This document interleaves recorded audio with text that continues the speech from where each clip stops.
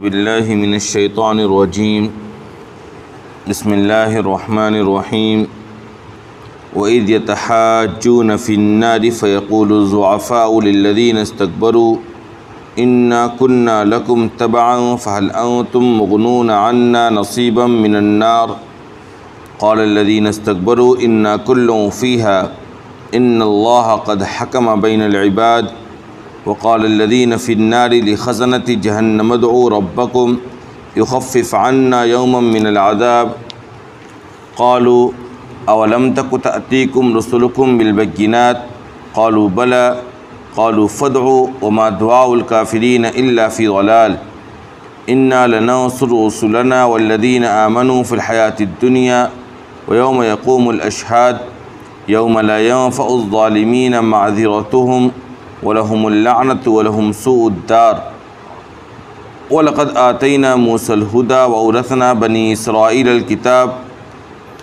हुदन व ज़िक्रा लिउलिल अलबाब फ़स्बिर इन्न वअदल्लाहि हक़्क़ुन वस्तग़फ़िर लिज़ंबिक वसब्बिह बिहम्दि रब्बिक बिलअशिय्यि वल इब्कार इन्नल्लज़ीना युजादिलून फ़ी आयातिल्लाहि बिग़ैरि सुल्तानिन अताहुम इन फ़ी सुदूरिहिम इल्ला किब्रुम मा हुम बिबालिग़िह फ़स्तइज़ बिल्लाह इन्नहु हुवस्समीउल बसीर लख़ल्क़ुस समावाति वल अर्दि अकबर मिन ख़ल्क़िन नासि वलाकिन्न अक्सरन्नासि ला यअलमून वमा यस्तविल आमा वल बसीर वल्लज़ीना आमनू व अमिलुस्सालिहाति वलल मुसीअ क़लीलन मा ततज़क्करून इन्नस्साअत लआतियतुन ला रैब फ़ीहा वलाकिन्न अक्सरन्नासि ला युमिनून वक़ाल रब्बुकुम उदऊनी अस्तजिब लकुम इन्नल्लज़ीना यस्तकबिरून अन इबादती सयदख़ुलून जहन्नम दाख़िरीन अल्लाहुल्लज़ी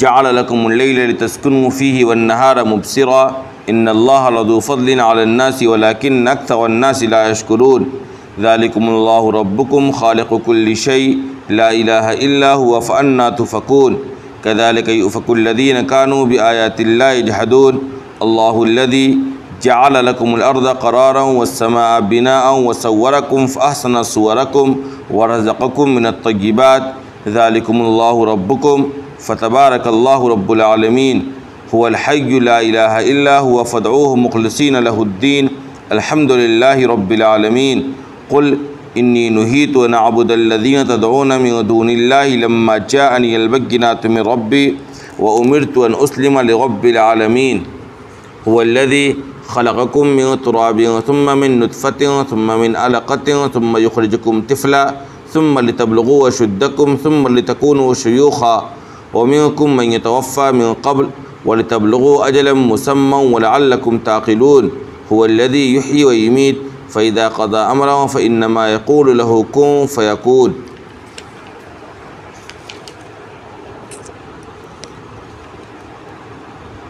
और वो वक्त याद करने का है जब ये लोग जहन्नम में एक दूसरे से झगड़ा करेंगे, तो जो लोग कमज़ोर थे इस दुनिया में वो उन लोगों से जो घमंड कर रहे थे कहेंगे कि हम तो तुम्हारे पीछे चलने वाले थे, तो क्या तुम आज आग का कोई हिस्सा हमारे बदले ख़ुद अपने ऊपर ले सकते हो? तो वो लोग जिन्होंने दुनिया के अंदर घमंड किया था वो कहेंगे कि हम सब जहन्नम में हैं, अल्लाह बंदों के दरमियान फ़ैसला कर चुका है। तो वो लोग जो जहन्नम में रहेंगे जहन्नम के दारोगा से कहेंगे कि अपने परवरदिगार से दुआ कर दो कि हमसे कोई दिन अज़ाब को हल्का कर दे, किसी दिन हमसे अज़ाब को हल्का कर दे। तो वो कहेंगे कि क्या तुम्हारे पास तुम्हारे रसूल खुले खुले दलाइल लेकर नहीं आते थे? वो कहेंगे बेशक आए थे। तो वो कहेंगे तो तुम खुद दुआ करो और काफिरों की दुआ ज़ाय ही होगी, काफिरों की दुआ अंधेरे में ही रहेगी। यकीनन हम अपने रसूलों की और ईमान वालों की दुनियावी ज़िंदगी में भी मदद करते हैं और उस दिन भी मदद करेंगे जिस दिन गवाह लोग खड़े होंगे, जिस दिन ज़ालिमों को उनकी माज़रत काम नहीं आएगी और उनके ऊपर फटकार होगी और उनके लिए ठहरने का बदतरीन जगह होगा। और हमने मूसा को हिदायत दी और हमने बनी इसराइल को उस किताब का वारिस बनाया जो अक्ल वालों के लिए हिदायत और नसीहत का सामान सरापन हिदायत और नसीहत थी। लिहाजा ए पैगम्बर आप सब्र कीजिए, बेशक अल्लाह का वादा सच्चा है, और अपने गुनाहों की माफ़ी मांगिए और अपने रब की हम्द की तस्बीह बयान कीजिए सुबह शाम। यकीनन जो लोग अल्लाह की आयतों के सिलसिले में झगड़ा करते हैं किसी ऐसी दलील के बगैर जो उनके पास आई हो, तो हकीकत यह है कि उनके दिलों के अंदर वो बड़ाई और तकब्बुर मौजूद है जिस तक वो कभी पहुंच नहीं सकते। लिहाजा आप अल्लाह की पनाह मांगिए, यकीनन वही हर चीज़ को सुनने वाला, हर चीज़ को देखने वाला है। जान लो कि आसमानों और ज़मीन का पैदा करना लोगों के पैदा करने से बड़ा काम है, लेकिन अक्सर लोग जानते नहीं हैं। अंधा और देखने वाला बराबर नहीं हो सकता, और वो लोग जो ईमान लाए और नेक अमल किए हैं वो और बुरे अमल करने वाले बराबर नहीं हो सकते। तब भी तुम बहुत कम नसीहत हासिल करते हो। यकीन जानो कि क़यामत आने ही वाली है, उसमें शक की कोई गुंजाइश नहीं, लेकिन अक्सर लोग ईमान नहीं रखते हैं। और तुम्हारे परवरदिगार ने कहा है कि तुम मुझसे दुआ मांगो, मैं कबूल करूँगा। यकीनन वो लोग जो मेरी इबादत से जो घमंड की वजह से तकब्बुर करते हुए मेरी इबादत से दूर रहते हैं, वो अनकरीब जहन्नम में ज़लील होकर दाखिल होंगे। अल्लाह वो है जिसने तुम्हारे लिए रात को बनाया ताकि तुम उसमें सुकून हासिल करो, और दिन को रोशनी वाला बनाया। यकीनन अल्लाह लोगों पर बड़ा फ़ज़ल करने वाला है, लेकिन अक्सर लोग शुक्र अदा नहीं करते हैं। वो अल्लाह है, तुम्हारा परवरदिगार है, हर चीज़ का पैदा करने वाला है, उसके अलावा कोई माबूद नहीं है। फिर भी कहाँ तुम औंधे मुँह चले जा रहे हो। इसी तरह वो लोग भी औंधे चले जा रहे थे जो अल्लाह की आयतों का इनकार करते थे। अल्लाह वो है जिसने तुम्हारे लिए ज़मीन को करार बनाया, आसमान को गुंबद बनाया, और उसने तुम्हारी सूरत गिरी की तो तुम्हारी सूरतों को बेहतरीन बनाया, और उसने तुम्हें रिज़्क़ दिया पाकीज़ा। वही अल्लाह है, तुम्हारा परवरदिगार है, बड़ी बाबरकत ज़ात है अल्लाह की जो सारे जहान का पालनहार है। वही सदा ज़िंदा रहने वाला है, उसके अलावा कोई माबूद नहीं है। लिहाजा तुम उसी की इबादत करो इस तौर पर कि तुम्हारा पुकारना, तुम्हारी इबादत खालिस उसी के लिए हो। तमाम तारीफ़ें अल्लाह के लिए है जो सारे जहान का पालनहार है। ए पैगम्बर कह दो कि जब मेरे पास दलाइल आ चुके तो मुझे इस बात से रोक दिया गया कि मैं उन लोगों की इबादत करूं जिनकी तुम इबादत करते हो अल्लाह को छोड़कर, और मुझे इस बात का हुक्म दिया गया है कि मैं रब्बुल आलमीन के सामने झुक जाऊं। वही है जिसने तुम्हें मिट्टी से पैदा किया, फिर नुत्फ़े से, फिर गोश्त जमे हुए खून से, फिर उसने तुम्हें बच्चे की शक्ल में ज़ाहिर किया, फिर उसने तुम्हारी परवरिश की ताकि तुम जवानी की उम्र को पहुंच सको, फिर तुम बूढ़े हो सको। और तुम में से कुछ वो हैं जो इससे पहले ही इंतकाल कर जाते हैं, और कुछ वो हैं जो बाकी रहते हैं ताकि तुम एक मुतय्यना वक्त तक पहुँचो और ताकि तुम समझो। वही है जो ज़िंदा करता है और मौत देता है, और जब वो किसी काम का इरादा करता है तो सिर्फ़ ये कहता है कि हो जा, बस वो हो जाती है।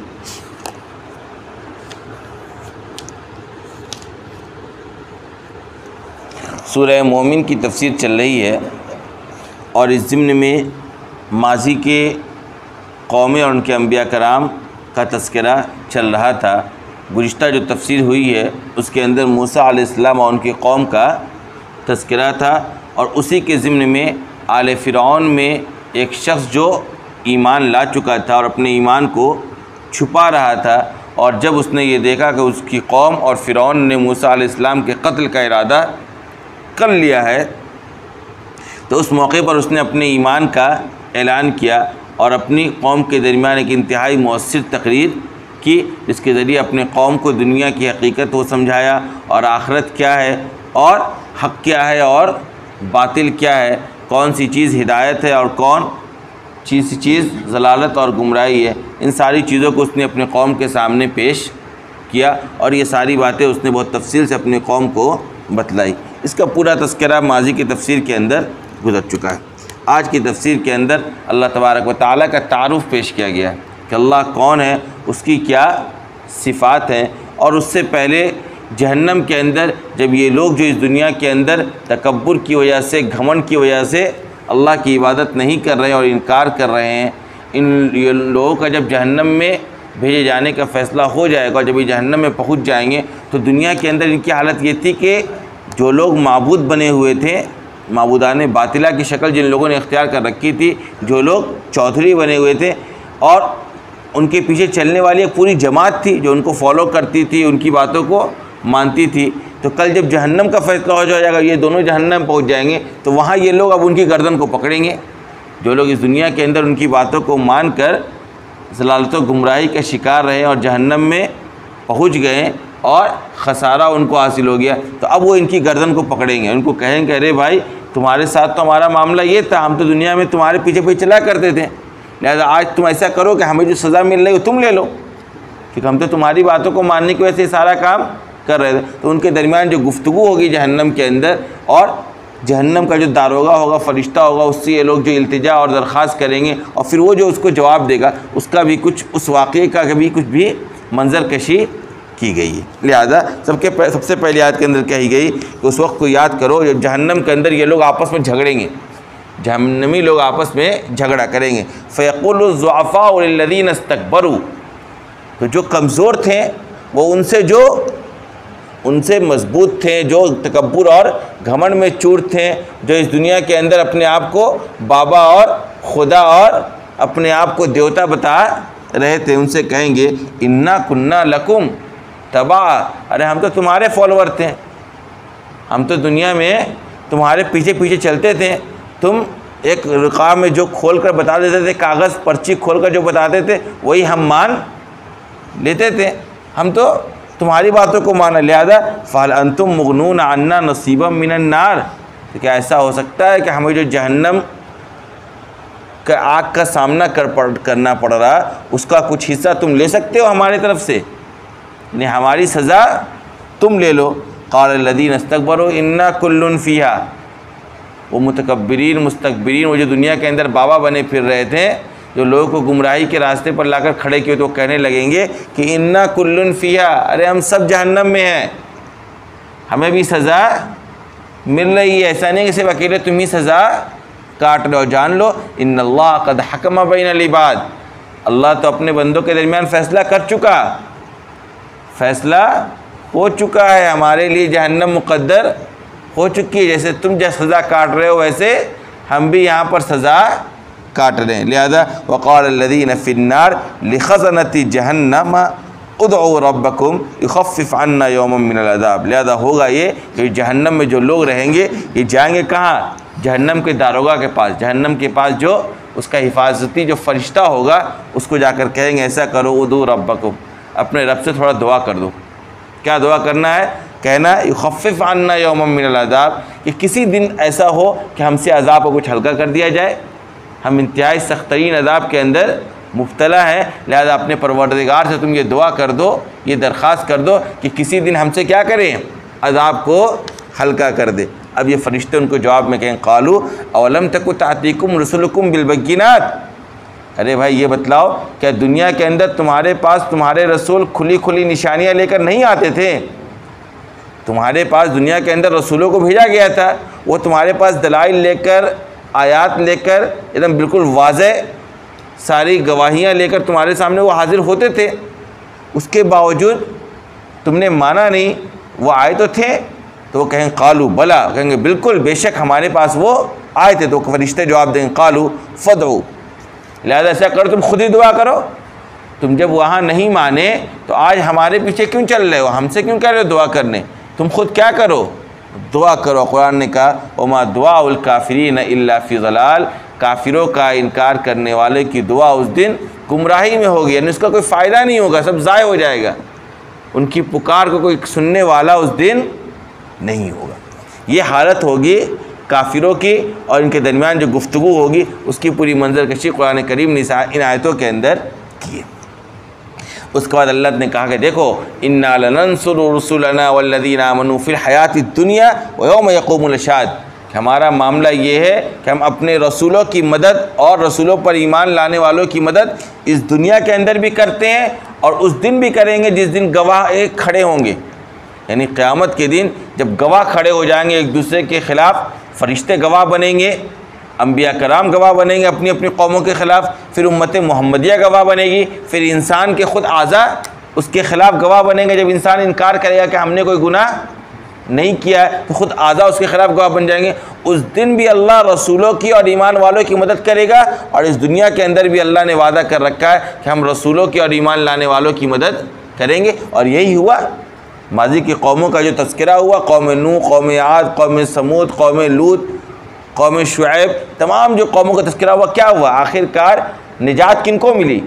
रसूलों को मिली, और उन पर ईमान लाने वाले बचे। बाकी सब के सब अल्लाह के अज़ाब के मुस्तहिक बन गए, और आखिरत में भी अल्लाह का यही मामला रहेगा, बचेंगे वो जो अल्लाह पर ईमान लाने वाले हैं, बाकी इनकार करने वाले अल्लाह के अज़ाब के मुस्तहिक करार दिए जाएंगे। और कहा सुन लो, वो ऐसा दिन होगा यौम ला यनफ़उ ज़ालिमीन माज़िरतुहुम, कि उस दिन ज़ालिमों को उनकी माज़िरत काम नहीं आएगी।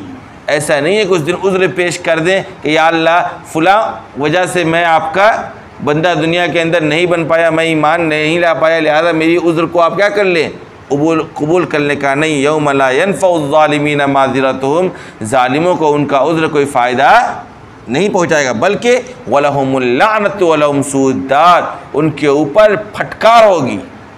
उनके हिस्से में क्या आएगी? लानत आएगी, फटकार आएगी, और उनके लिए बदतरीन जगह रहने का वहाँ तय कर दिया जाएगा। अल्लाह ने कहा सुन लो, वलक़द आतैना मूसल हुदा व औरसना बनी इस्राईल किताब हुदम व ज़िक्रा लिउलिल अलबाब, हमने मूसा को हिदायत दी थी, हमने मूसा को हिदायत से नवाजा था, और बनी इसराइलियों को हमने वो किताब दी थी जिसमें अक्ल वालों के लिए सरापा हिदायत और नसीहत थी। यानी बनी इसराइलियों को जो तौरेत दी गई थी, उस तौरेत के अंदर अक्ल वालों के लिए हिदायत का सामान और नसीहत का सामान मौजूद था। लेकिन आगे चल कर बनी इसराइलियों ने, यहूदियों ने उस किताब के अंदर ख़ुद तहरीफ कर डाली, और जो किताब उनके लिए हिदायत का ज़रिया था, उसी किताब को उन लोगों ने अपने मन मुताबिक तहरीफ करके अपने लिए ज़लालत और गुमराही का ज़रिया बना दी। लिहाजा फ़स्बिर इन्न वअदल्लाहि हक़, अब आप सल्लल्लाहु अलैहि वसल्लम को मुखातब करके कहा जा रहा है, ये सारी बातें आपके सामने पेश कर दी गई, कुफ़ार मक्का के सामने पेश कर दी गई, मदीना के यहूद व नसारा के सामने पेश कर दी गई, माजी की कौमों के वाक़यात बयान कर दिए गए। उसके बावजूद भी जब ये लोग कुफ्र पर, ज़िद पर, हरधर्मी पर डटे रहे और आप सल्लम की मुखालफत की, आपको जान से मारने तक की इन लोगों ने क्या की, प्लान किया और मंसूबा बनाया, और मुसलमानों को तरह तरह के जुल्म सितम का इन लोगों ने शिकार बनाया, और इन लोगों ने इस्लाम का और इस्लाम के मानने वालों का मजाक और ठट्ठा उड़ाया। तो उसके बाद वजूद आप सल्लल्लाहु अलैहि वसल्लम को उसके बाद ये हुक्म दिया गया कि देखिए फ़स्बिर, आपको सब्र करना है, आपको अपने पेशेंस को बरकरार रखना है, आपको अपने मिशन के अंदर आगे बढ़ते चले जाना है। आपके ऊपर जो जिम्मेदारी दी गई है हमारी आयतों को हमारे बंदों तक पहुंचाने का, हमारे पैगाम को हमारे पूरी इंसानियत तक पहुंचाने का, उस काम में आप लगे रहिए। फ़स्बिर, और जान लीजिए इन्न वअदल्लाहि हक़, अल्लाह का वादा सच्चा है। अल्लाह ने जो आपसे वादा कर रखा है वो वादा क्या है, सच्चा है। लिहाजा वस्तग़फ़िर लिज़ंबिक, अपने गुनाहों की माफ़ी मांगते रहिए। देखिए आप सल्लल्लाहु अलैहि वसल्लम गुनाहों से पाक थे।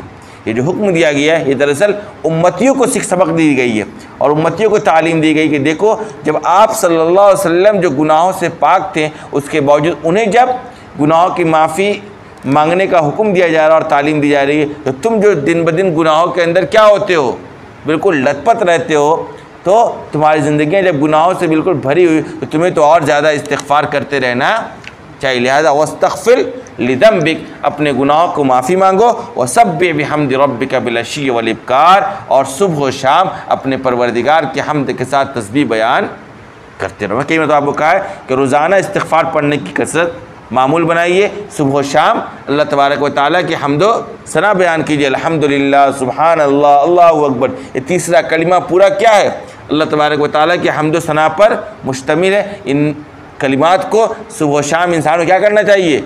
विर्द करते रहना चाहिए, ख़ास तौर पर फजर के बाद का वक्त और ख़ास तौर पर मगरिब के असर और मगरिब के बाद का जो वक्त है सुबह शाम का, इस दौरान 24 घंटा इंसान को जब मौका मिले अल्लाह तबारक व तआला के हम्द सना के अंदर अपनी ज़ुबान को तर रखना चाहिए। इन्हीं आयतों को सामने रखते हुए अल्लाह ने कहा, इन्नल्लज़ीना युजादिलूना फ़ी आयातिल्लाहि बिग़ैरि सुल्तान अताहुम इन फ़ी सुदूरिहिम इल्ला किब्रुम मा हुम बिबालिग़ी। जान लो कि जो लोग अल्लाह की आयतों के सिलसिले में झगड़ते हैं ना, जो लोग अल्लाह की आयतों के सिलसिले में झगड़ रहे हैं, हालांकि हकीकत ये कि उनके पास कोई दलील नहीं आई है। यानी अल्लाह के साथ जो दूसरों को खुदा समझते हैं और दूसरों को जो अल्लाह के साथ लाकर खुदाई में शरीक करार देते हैं, उस सिलसिले में उनके पास कोई दलील मौजूद नहीं है। यानी वो जो कह रहे हैं कि फ़लाँ भी खुदा है, फ़लाँ भी खुदा के साथ उसकी खुदाई में क्या है? शरीक है। उसके शरीक होने के सिलसिले में कोई दलील उनके पास मौजूद नहीं है। उनके खुदा होने के सिलसिले में उनके पास कोई दलील मौजूद नहीं। उसके बावजूद जो अल्लाह के साथ झगड़ रहे अल्लाह के आयतों के साथ, तो मामला ये है, इन फ़ी सुदूरिहिम इल्ला किब्रुम मा हुम बिबालिग़ी। तो मामला मालूम क्या है? मामला ये है कि उनके सीनों के अंदर एक किस्म की घमंड मौजूद है, एक बड़ाई का उनके ज़हन दिमाग में क्या है? तसव्वुर मौजूद है, जहाँ तक वो कभी पहुँच नहीं सकते हैं। ये भी सुन लो, कुरान ने कहा, देखो ये समझते हैं ना कि हमारा एक ख़ास मकाम है, हमें ख़ास मर्तबे पर फाइज़ है, हमें कुछ होने वाला नहीं है। तो कुरान ने कहा कि इस यही तकब्बुर और यही गुरूर और यही घमंड इनको दीन हक़ कबूल करने से माने बन रहे हो। जान लो जिस बड़ाई का इनके ज़हन दिमाग के अंदर खुराफात भरा हुआ ना, वहाँ तक कि कभी पहुँचने वाले भी नहीं हैं। यानी ये समझ रहे हैं कि इनको अजाब नहीं होगा, इनको सज़ा नहीं होगी, जन्नत में इनका टिकट बुक है, सीट इनकी क्या है? बुक है। तो ऐसा कुछ होने वाला नहीं है, वहाँ तक ये पहुँचने वाले भी नहीं है। लिहाजा फस्तईज़ बिल्लाह, ऐ पैगम्बर आप अल्लाह क्या कीजिए? पनाह तलब कीजिए। इन्नहु वस्समीउल बसीर, वही हर चीज़ को सुनने वाला, हर चीज़ को देखने वाला है। और सुन लीजिए अगली आयत के अंदर उन लोगों को ये बात बतलाई गई जो लोग दोबारा ज़िंदगी की क्या हैं? इन मुनकिर है। वो कहते हैं कि बाज़ बादल मौत नहीं होगी, मरने के बाद दोबारा हमें ज़िंदा नहीं होना। अल्लाह ने कहा सुन लो, लखल्क़ुस, और ये भी कहते थे कुफ़ार मक्का कि आसमान और ज़मीन की तख्लीक़ अल्लाह ने की। आसमान और ज़मीन को किसने बनाया? अल्लाह ने बनाया। उसके बावजूद बाज़ बादल मौत को वो बहुत मुश्किल समझते थे। जब इंसान मर जाएगा, मिट्टी में मिल जाएगा, रेज़ा रेज़ा हो जाएगा, ज़र्रा ज़र्रा उसका इधर उधर बिखर जाएगा, मुंतशिर हो जाएगा, फिर कैसे दोबारा ज़िंदगी होगी? तो अल्लाह ने कहा सुन लो, लखल्क़ुस समावाति वल अर्ज़ि अकबर मिन खल्क़िन नास, कि आसमान और ज़मीन का पैदा करना, इसका बनाना इंसानों के बनाने से बड़ा काम है। इंसानों की तख्लीक़ से बड़ा काम क्या है? यह अज़ीमुश्शान दुनिया की तामीर, यह आसमान और ज़मीन को खड़ा करना, ये ज़्यादा बड़ा काम है। वलाकिन्न अक्सरन्नास ला यअलमून, लेकिन अक्सर लोग जानते नहीं हैं, समझते नहीं हैं। अगर वो ये समझ ले कि जो अल्लाह इतने बड़े बड़े कारनामे अंजाम दे सकता है, आसमान को बगैर सुतून के बना सकता है, ज़मीन को फैला सकता है, इतनी बड़ी दुनिया बना सकता है, सूरज और चाँद को पैदा कर सकता है, उसके लिए कि छोटा सा इंसान बनाना कौन सी मुश्किल काम है? वह इंसान को दोबारा ज़िंदगी देना कौन सा मुश्किल काम है? अगर अक्ल लगा ले इंसान तो ये कोई मुश्किल काम तो लगेगा नहीं। ऐसा कहा कि सुन लो ये ज़्यादा बड़ा काम है, तो जब उसके तुम कायल तो इसके कायल क्यों नहीं हो? जो इतना बड़ा काम कर सकता हो इतना छोटा काम नहीं कर सकता है?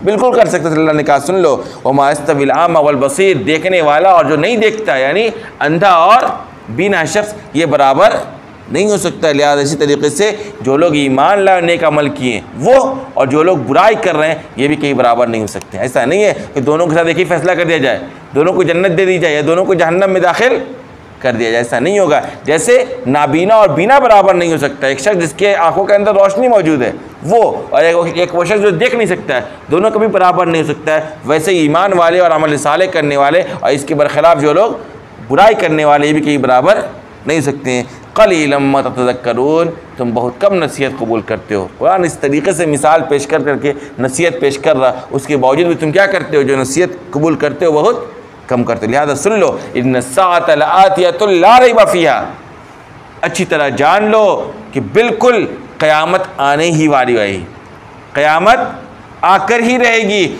उसमें किसी शक की गुंजाइश नहीं है। ला रैब फ़ीहा, क़यामत के आने को लेकर ज़र्रा बराबर भी शक करने की गुंजाइश बाकी नहीं है। वलाकिन अक्सरन्नास ला युमिनून, लेकिन उसके बावजूद अक्सर लोग ईमान लाकर नहीं दे रहे। लिहाजा वक़ाल रब्बुकुम उदऊनी अस्तजिब लकुम, तुम्हारे परवरदिगार ने कहा है कि मुझसे दुआ मांगो, मुझसे मांगो, मैं कबूल करूँगा, मैं जवाब दूँगा। अस्तजिब लकुम वक़ाल रब्बुकुम उदऊनी अस्तजिब लकुम, तुम्हारे परवरदिगार ने कहा है कि तुम मुझसे तलब करो, मुझसे दुआ मांगो, मैं कबूल करूँगा। और सुन लो, इन्नल्लज़ीना यस्तकबिरून अन इबादती सयदखुलून जहन्नम दाखिलीन, वो लोग जो मेरी इबादत को छोड़ते हैं तकब्बुर की वजह से, वो अनकरीब जलील होकर जहन्नम में दाखिल होंगे। ये जो आयत है, इस आयत के अंदर हमें और आपको इस बात को हुक्म दिया गया है कि हम दुआ किससे मांगें? अल्लाह तबारक व तआला की ज़ात से दुआ मांगे। और अल्लाह ने वादा किया कि उदऊनी अस्तजिब लकुम, तुम मुझसे दुआ मांगोगे तो मैं उसको क्या करूँगा? कबूल करूँगा। इस आयत के अंदर आयत आगे कहा गया कि जो लोग मेरी इबादत को छोड़ते हैं तकब्बुर की वजह से, वो जलील होकर जहन्नम में दाखिल होंगे। और ऊपर हुक्म दिया गया है दुआ करने का, और नीचे कहा गया कि जो मेरी इबादत को तकब्बुर की वजह से छोड़ेंगे। इससे पता चला कि दुआ भी इबादत है। बल्कि बाद लोगों ने कहा अद्दुआ हुवल इबादा, दुआ ही इबादत है। और बाद लोगों ने कहा इबादत ही दुआ है। इंसान इबादत में क्या करता है? इबादत जब इंसान करता है तो अपने आप को अल्लाह के सामने जलील करके अल्लाह के सामने अपनी हाजत पेश करता है। दुआ में भी इंसान यही कर रहा होता है। लिहाजा तमाम इबादत का मकसद क्या है? जन्नत मिल जाए, अल्लाह की रज़ा मिल जाए। और इंसान दुआओं में भी क्या मांगता है? अल्लाह की खुशनुदी मांगता है, जन्नत का तलबगार होता है, जहन्नम से बचना चाहता है। लिहाजा इबादत ही दुआ है और हर दुआ इबादत है। और हदीस के अंदर दुआ के सिलसिले में बहुत फजीलत आई है। जैसे एक हदीस के अंदर है अद्दुआ मुख्खुल इबादत, दुआ इबादत का मग़ज़ है। अद्दुआ हुवल इबादत, दुआ क्या है? इबादत है। बल्कि कहा गया कि दुआ सबसे मुकर्रम काम है, सबसे ज़्यादा बाइज़्ज़त कोई काम है तो वो क्या है? दुआ। इसी तरीक़े से दुआ के मांगने का, दुआ के कबूलियत के औक़ात बतलाए गए हैं, असबाब बतलाए गए हैं। यानी हदीस के अंदर दुआ की बहुत सी फजीलतें बयान की गई है। लिहाजा ये जो यहाँ कहा गया कि तुम मुझसे दुआ मांगो मैं कबूल करूँगा। अब हम और आप देखते हैं दुनिया के अंदर कि हम बहुत सी मरतबा दुआओं को मांगते हैं लेकिन हमारी दुआएं कबूल नहीं होती है। ये भी, इसका भी मुशाहिदा हम और आप करते हैं। तो यहाँ तो अल्लाह ने कहा कि मुझसे दुआ मांगो मैं कबूल करूँगा।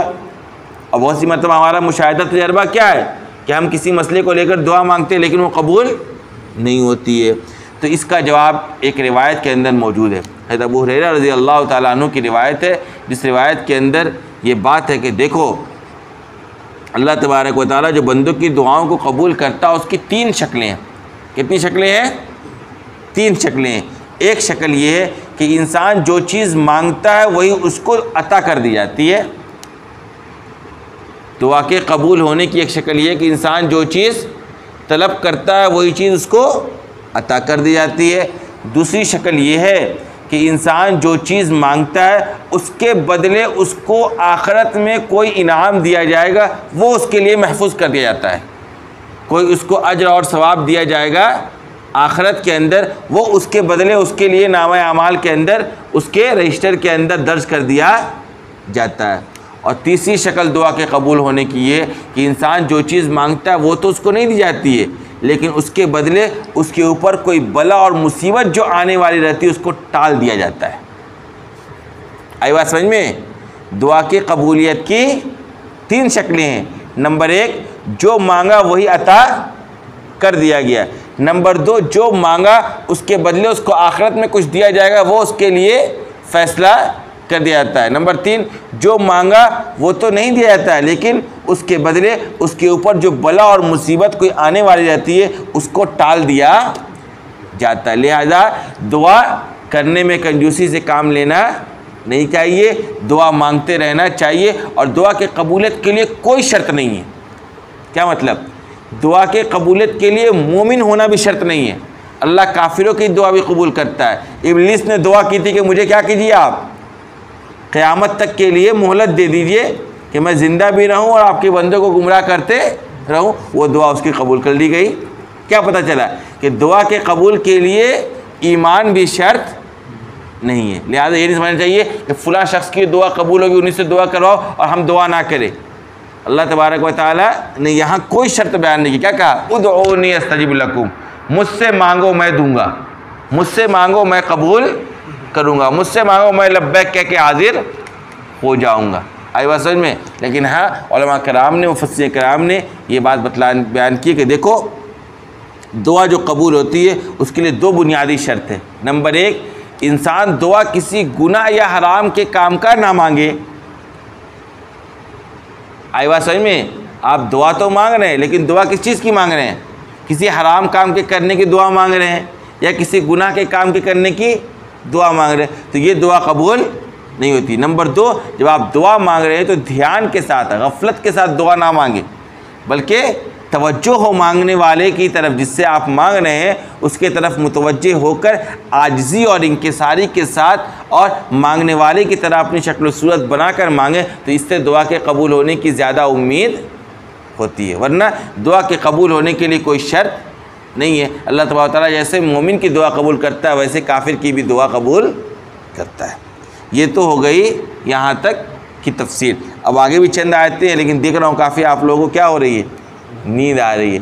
तो इंशाअल्लाह आइंदा फिर कल हम लोग आगे तफसीर, अब कल तो जुमा है, इंशाअल्लाह सही से के रोज़ तफसीर की जाएगी। वाखिर दावाना।